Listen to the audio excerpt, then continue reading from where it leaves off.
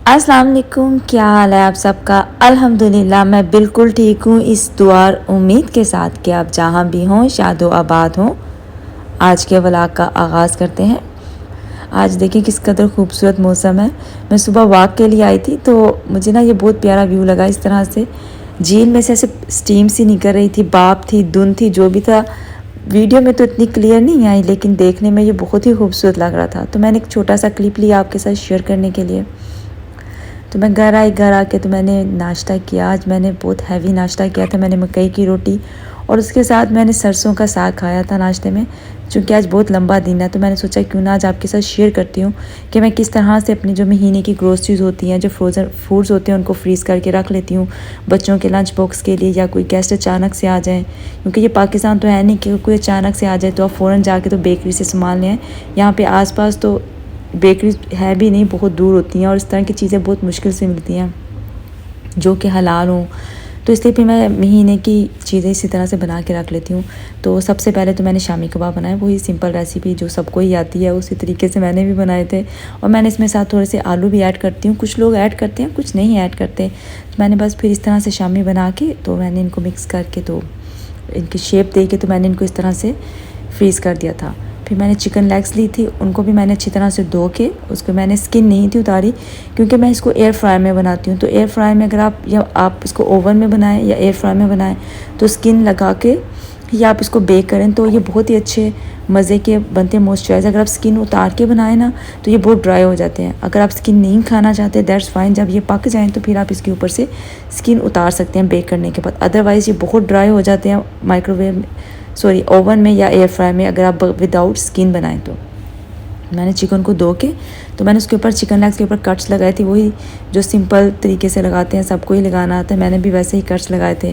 और फिर ये सिंपल से जो मसाले थे जो हम सब घर में आम ही इस्तेमाल करते हैं वही है। अदरक पाउडर, लहसुन पाउडर, ज़ीरा पाउडर, नमक, गरम मसाला और कुटी हुई लाल मिर्च, सफ़ेद मिर्चें, अनियन पाउडर और दही और सूखा धनिया, इन सबको मैंने चिकन लेग्स पे लगा के तो 3 से 4 घंटे के लिए मैंने इसको मिक्स करके तो पहले फ्रिज में रख दिया था। और फिर 3-4 घंटे के बाद मैंने इसको निकाल के तो मैंने इसको ज़िप-लॉक बैग में डाल के 3-3, 4-4 पीस के हिसाब से तो मैंने रख दिया था। 3-4 पीस इसलिए भी मैं करके रख देती हूँ कोई गेस्ट आए तो मैं ज़्यादा बैग निकाल लेती हूँ, 2-3, नहीं तो बच्चों के लंच के लिए या अपने लंच डिनर के लिए भी आपने बनाना हो तो 4 का पैकेट या 3 का पैकेट इनफ होता है। आप निकाल लें, उसको डीप फ्रोज करें और आप उसको बना लें। तो मैं बस इनको इसी तरह से मसाले लगा के मिक्स करके तो रख देती हूँ। सम टाइम तो मैं इस तरह से 3-3 या 4-4 लेग्स का पैकेट बना के रख देती हूँ। नहीं तो सम टाइम मैं इसको ट्रे में एक एक पीस को मैरिनेट करने के बाद रख के तो फ्रीज़ कर लेती हूँ और फिर एक एक पीस को अलहदा से फ्रीज़ करने के बाद फिर एक ही बड़े से बैग में डाल लेती हूँ। ये आपकी अपनी प्रेफरेंस पे होता है। लेग पीसों को रेडी करने के बाद तो मैंने चपली कबाब बनाए थे। चपली कबाब तो नहीं कह सकते, मैंने बीफ का कीमा लिया था, उसके अंदर मैंने ब्रेड क्रम्स, नमक, मिर्च, काली मिर्चें मैंने एक्चुअली डाली थी, नमक, काली मिर्च, गरम मसाला, सूखा धनिया और ज़ीरा पाउडर डाल के और अंडा डाल के मैंने उसको मिक्स कर लिया था अच्छी तरह से। और फिर मैंने इसके कुछ को मैंने जोन सा था बड़े बड़े से कबाब बना लिए थे, यानी कि जो बच्चों को बन में डाल के अगर आपने देने हो तो आप उस तरह से दे सकते हैं, या वैसे भी लंच में अगर आपने बनाने हो तो वैसे भी बना सकते हैं।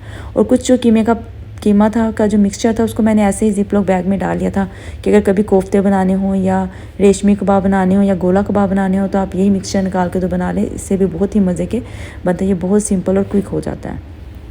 तो जब आपने सारे मसाले मिक्स करने हैं तो उसके बाद आपने इसको थोड़ी देर के लिए फ्रिज में रखना है। उसके बाद फिर आप इसको निकाल के तो उसको इस तरह से शेप दे के और इस तरह से ज़िप-लॉक बैग में डाल के तो फ्रीज़ कर लें। और फिर मैंने कुछ चिकन ब्रेस्ट के पीसेस लिए थे, उसको मैंने कुछ को तो मैंने मैंने उसको ग्रिल करना था, कुछ को मैंने इस तरह से ब्रिक ब्रिक स्ट्रिप्स में काट के नमक, काली मिर्च लगा के तो मैंने मिक्स कर लिया। और जिनको मैंने ग्रिल करना था उसके अंदर मैंने दही, नमक, मिर्च, गरम मसाला, सूखा धनिया और ज़ीरा, अदरक, लहसुन पेस्ट डाल के और मैंने उसको मिक्स कर लिया था। और फिर मैंने इनको भी मैरिनेट करने के लिए तकरीबन 3 से 4 घंटे के लिए मैंने इसको भी फ्रिज में रख दिया था।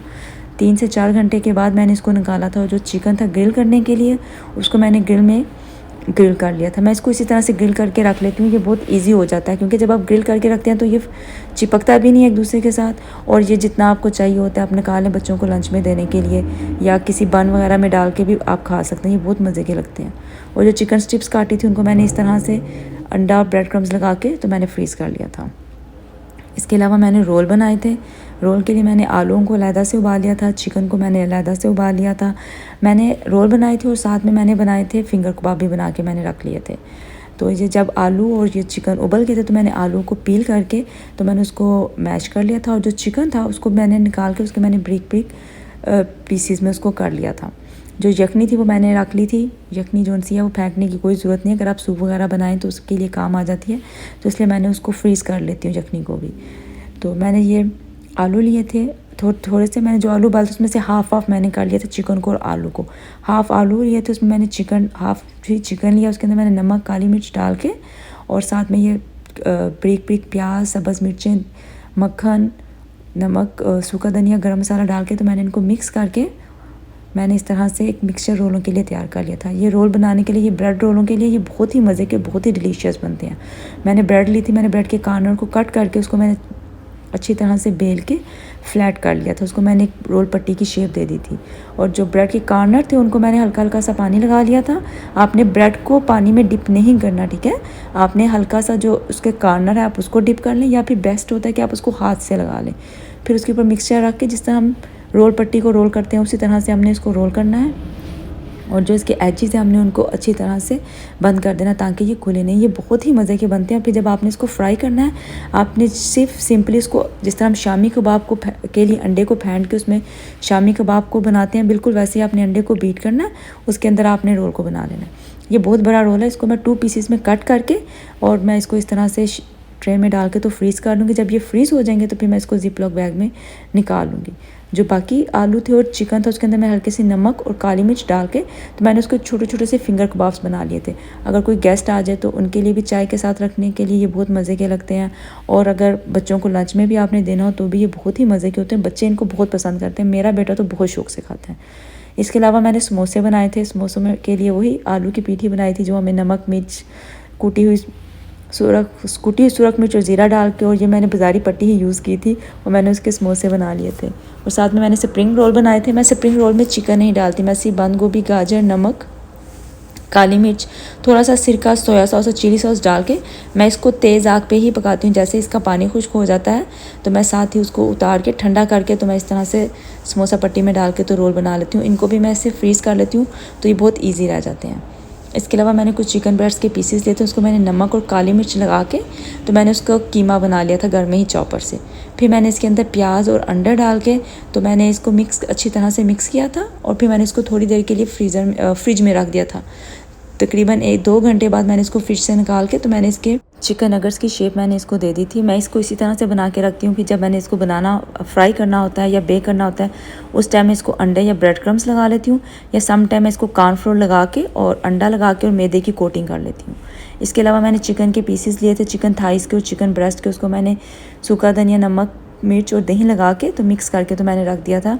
ये वाले जोन से पीसेस होते हैं इनको मैं सिंगल पीस को ऐसे ही ट्रे में डाल के तो फ्रीज़ कर लेती हूँ। इनको मैंने अगर ग्रिल करना हो, सैंडविच बनाना हो, या मैंने इसके फ्राई स्ट्रिप्स बनानी हो तो ये बहुत ही मज़े के बनते हैं। इस तरह से जो मंथली प्रिपरेशन होती है उससे ये होता है कि आपका जो काम होता है ना वो बहुत कम हो जाता है।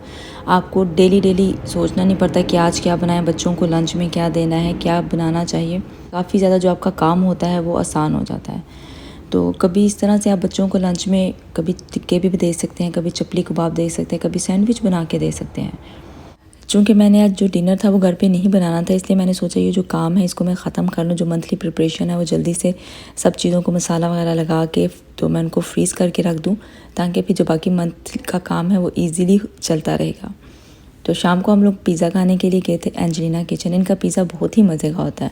तो जब मैं वहाँ पे गई तो मैंने उनके जो रेस्टोरेंट था उसका भी एक छोटा सा क्लिप बनाया आपके साथ शेयर करने के लिए। इनका जो डेकोर था वो भी बहुत ही खूबसूरत, बहुत सिंपल सा था, तो मुझे तो बहुत क्यूट लगा था, तो इसलिए मैंने सोचा आपके साथ भी इसको शेयर करती हूँ। यहाँ पे ये कॉम्प्लीमेंट्री ब्रेड देते हैं, ये बहुत ही मज़े की होती है। जिस तरह पाकिस्तान में रोगनी नान होते हैं ना, ये बिल्कुल वैसे होती है, और साथ में ये चीज़ होती है, ये इसके साथ बहुत ही मज़े की लगती है। और साथ में हम लोगों ने सिंपल वही जो हर दफ़ा जाते हैं मार्गरीटा पिज़्ज़ा वही ऑर्डर किया था। वो मुझे तो और मेरे बेटे को, मेरे हस्बैंड को, हम लोगों को तो यही वाला पसंद है। तो अब मैं अपना पिज़्ज़ा एंजॉय करती हूँ और इस व्लॉग को यहीं पे ख़त्म करती हूँ। उम्मीद करती हूँ आपको आज का व्लॉग पसंद आया होगा। जाने से पहले मेरे चैनल को लाइक और सब्सक्राइब करना मत भूलिएगा। अगले व्लॉग तक के लिए अल्लाह हाफिज़।